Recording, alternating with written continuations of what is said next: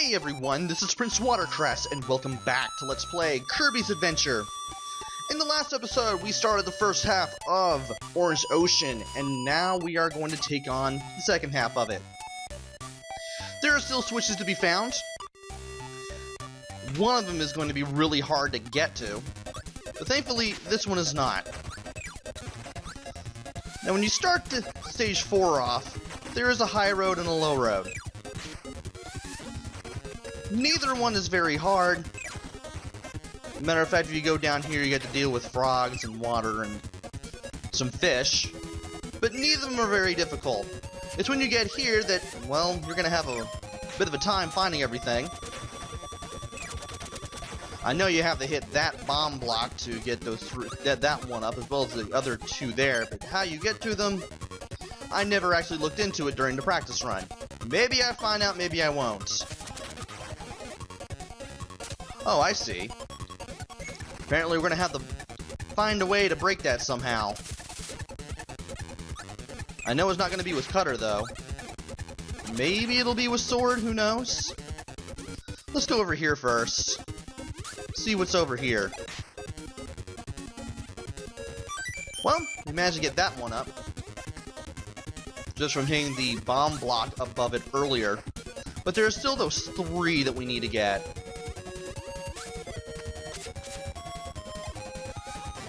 I wonder, will sword do it? Probably not. It probably won't get it. I do know something that we can get, and that is the switch. Believe it or not. All you have to do is just go down to the lower right corner and go into this little cubby hole here. Not much to it, you would think, but if you press up at the very end of the cubby hole, you'll find the switch. Extremely easy to miss. Don't know why. And it looks like we may have to get an ability from like some sort of outside source in order to get it, because the only way I can see those blocks being broken is with hammer. And I don't think we can... Actually, if we were able to get that crash bomb somehow, would it... You know what? I've been thinking too hard. We need to use beam. But we can't do it because we can't go down here for whatever reason. All we can do is slide. So much for that. But yeah, I guess you would need beam to get those 3 1-ups. I'm also going to swallow this Parasol Waddle Dee for what we're going to do in the next section. This will protect us from... Hopefully protect us. That was the hope.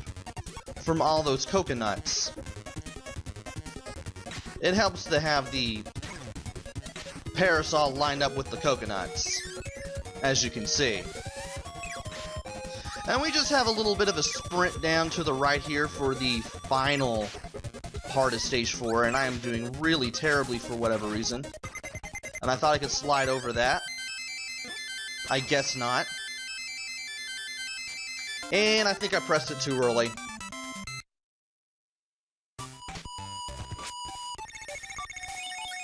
If only I could get my hands on a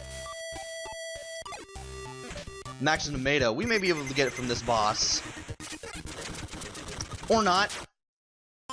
We can just die here. Why not?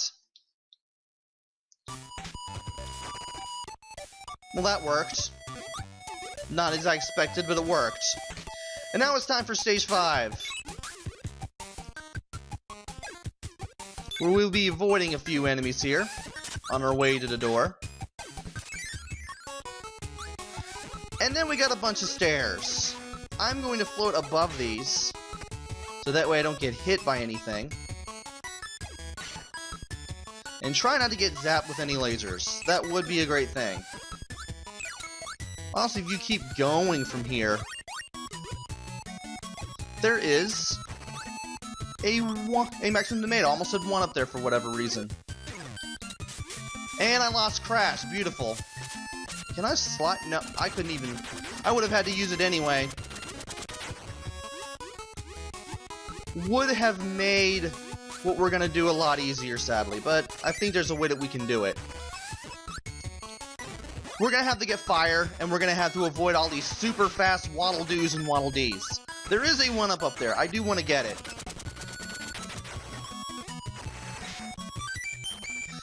Next, I want to wait for this. Oh my gosh, are you kidding me? They always respawn when I don't want them to. And then I want to break the second bomb block, which will lead directly to the cannon over there. And there's the fuse, if you couldn't already tell. And if I could actually get myself situated perfectly, that'd be great.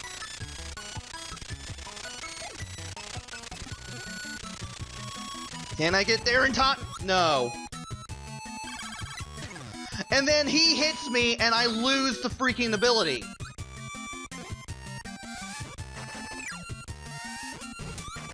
Where is it? Okay, there it is. I may lose a life or two. Oh, and if you try to go super high, you get chased around by 3 Barno birds.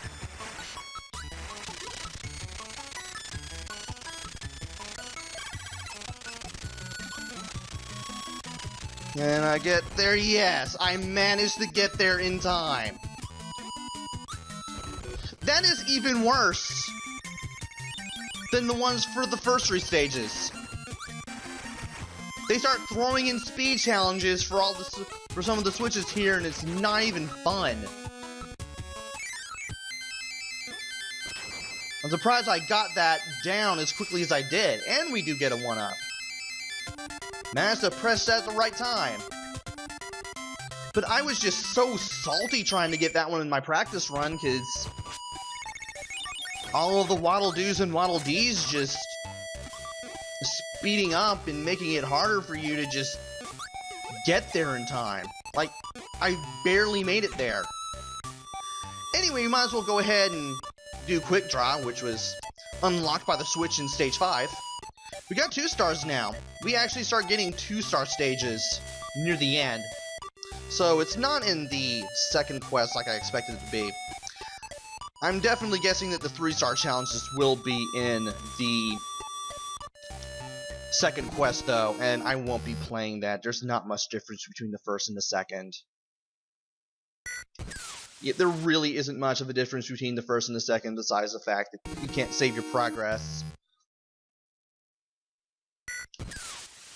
And I'm definitely not going to get a 1-up here because my timing is so garbage. I couldn't even beat him. That was bad. Then again, it was 2 stars, so I don't know what I expected.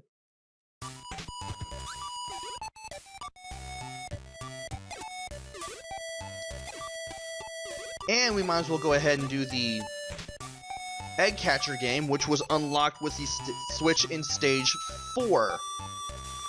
Another 2-star challenge. I'm probably not going to do very well either for the most part.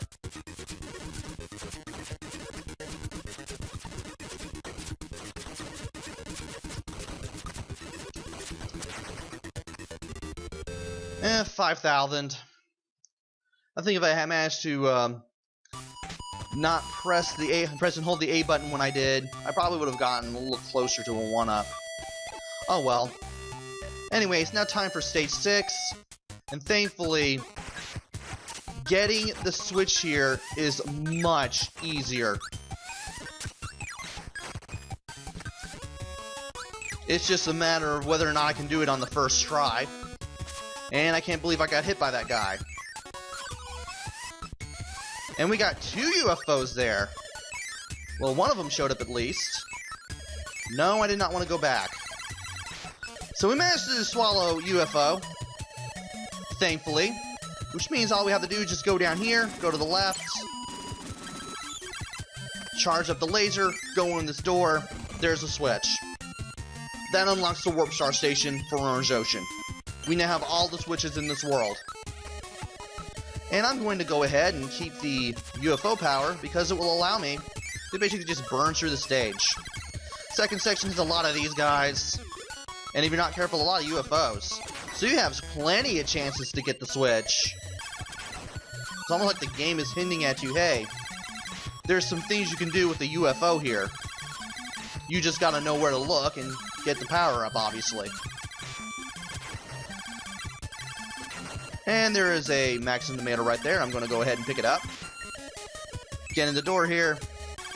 Now, I know if you go in the upper door, you face 2 Poppy Brothers Sr.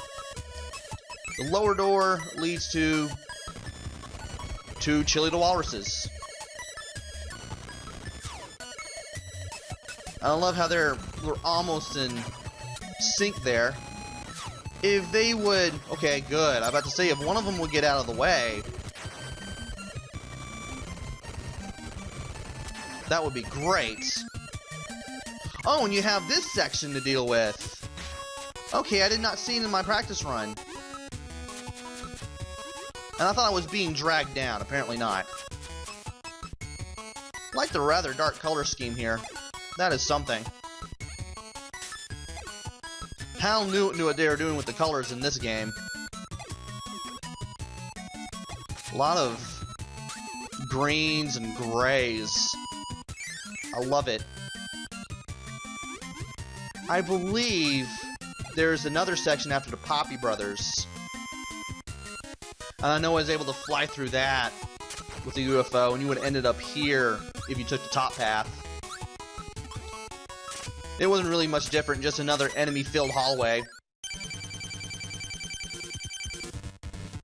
And now we get to face these guys again.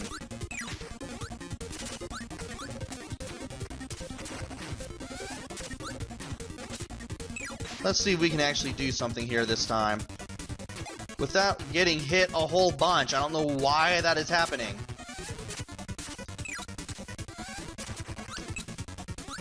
Can I get him from... No, I can't get him from underneath.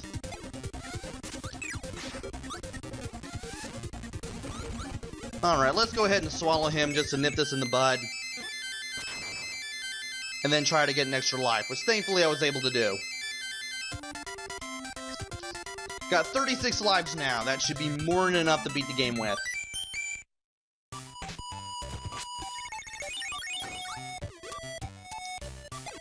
And we might as well go to the boss stage here. And there's that guy with the mask.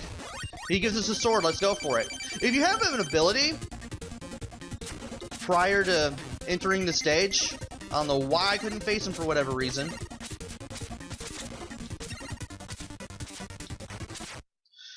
You actually do get it back after you beat this guy.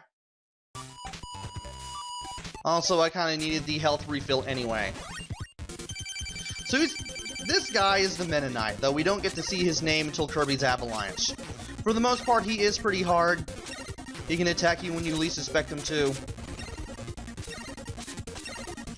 Just mash the attack button whenever possible.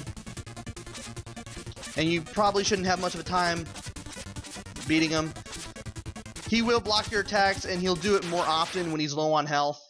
He does have a dive attack. He does have a dashing slash at you. And when you beat him, his mask splits in 2, and he looks like a dark version of Kirby. It's not known if they're the same species, but he does look like a dark version of Kirby.